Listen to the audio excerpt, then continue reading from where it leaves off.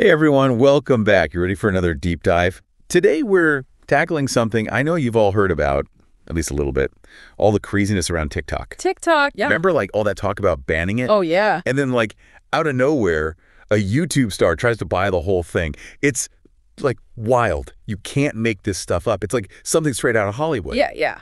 But it's real. And it actually matters, even if like you've never even downloaded the app, you know? Yeah, it really does. So we're going to unpack all of that today. Yeah, this whole thing, it's actually fascinating. It's like this one app, TikTok, it's become this like a focal point for these huge like global issues. We're talking about data security. Oh, yeah. We're talking about international relations. We're talking about the future of social media itself. It's crazy how much is like wrapped up in just one app, right? Yeah, absolutely. And the article we're looking at today, The Battle for TikTok, MrBeast joins the fray. It gives us this like inside look at how all these forces kind of collided. Perfect, yeah. So let's like set the stage a little bit. So TikTok is owned by a Chinese company, right? Right. And that was making some people in the U.S. government like really nervous. Yeah. They were like worried about user data, you know, all that information about us ending up in the wrong hands. Mm. So they gave ByteDance, that's TikTok's parent company, they gave them an ultimatum. Oh, wow, yeah. They said, sell your U.S. operations by January 19th, or we're going to ban the app. Yeah. And that deadline, it really brought everything to a head. I mean, for a while, TikTok was actually shut down. Completely, you imagine, like all those creators. It would be chaos. Total chaos for people whose like livelihood depended on that platform. Right. I mean, crazy. And then it was reinstated, seemingly like there was some agreement with Trump. He was president at the time, of course. But the details of that whole like assurance thing, never really clear. It's so weird how that all happened. It felt like the whole world was watching, wondering if this like massively popular app was just going to like disappear overnight. Poof! It was wild. But then, you know, enter the wild card. Who? MrBeast. MrBeast, huh? Jimmy Donaldson, the YouTube like megastar. Yeah, right. He's got 346 million subscribers, something crazy like that. Yeah, he's huge. Announces he wants to buy TikTok. Whoa. I remember seeing his tweet, I'll buy TikTok so it doesn't get banned. Yeah. The internet just like exploded. It wasn't just that a YouTube creator was like publicly challenging these big established tech companies. Yeah. He was potentially like stepping into this geopolitical minefield, you know? It was wild. Yeah. And that's what I find so intriguing about this whole thing. Like at first you could just dismiss it as like a publicity stunt, right? Yeah, easy to think that. But he actually teamed up with this tech entrepreneur, Jesse Tinsley. Okay. And they put together this like all cash offer. Wow. We don't know the exact number, but for some context, Trump, he had valued TikTok at, wait for it, $1 trillion. What?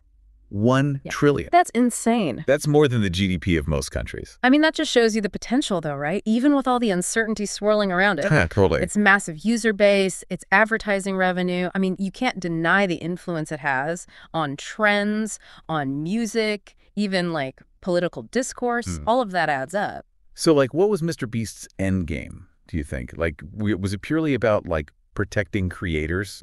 It's hard to say for sure. Or did he see this like massive business opportunity he couldn't pass up? I think it's going to be a mix, right? I mean, more than almost anyone, he understands the creator landscape. Yeah. So maybe he was genuinely like worried about those creators losing their livelihoods. That makes sense. But there's also that chance, right? That he saw an opportunity here to actually shape the future of social media. Yeah, maybe like mold it into something better for creators. Exactly. I mean, if you were a creator, right, and your like whole income depended on TikTok, wouldn't you be like terrified? Oh, yeah. But also maybe a little hopeful, knowing that someone like MrBeast, someone who gets it, who comes from that creator world, might be in charge. Absolutely. I mean, this whole situation really shows you how vulnerable creators can be when the platforms they depend on are controlled by these powerful companies. Right. Or governments. Exactly. And speaking of governments, we can't forget the role Trump played in all this, right? No, absolutely not. His administration was like super vocal about the security risks. They were claiming like the Chinese government could potentially access user data.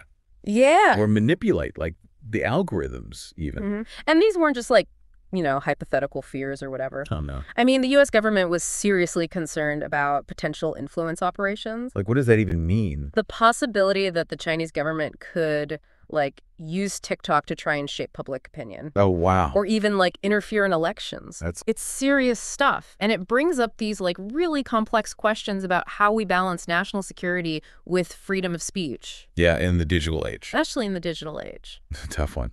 And it wasn't just MrBeast that Trump was, willing to listen to. Oh, no. At one point, Elon Musk was in the running. Oh, wow. And even Larry Ellison. Larry Ellison? Yeah, the founder of Oracle. Oh, right. He's a huge player in the tech world. Absolutely. It was almost like Trump was trying to, orchestrate a reality show bidding war for the future of social media. It was so bizarre. It's like you couldn't predict what was going to happen next. Speaking of the future, do you think this whole thing, could be a sign of things to come? You mean, with creators trying to buy platforms? Yeah. Will we see more of that? Creators becoming the owners of the platforms they depend on?